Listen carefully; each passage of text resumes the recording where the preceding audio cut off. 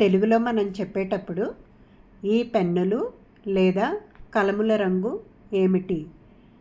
పెన్నులు అంటే ఇంగ్లీష్లో మనం పెన్స్ అంటాము. పెన్నునే కలము అని తెలుగులో అంటారు. ఈ పెన్నులు లేదా కలముల రంగు నారింజ.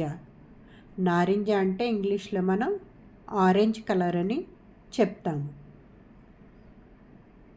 పెన్నులు, ఇక్కడ ఎన్ని పెన్నులు లేదా కలములు ఉన్నాయి? ఇక్కడ ఒక పెన్ను లేదా కలము ఉంది.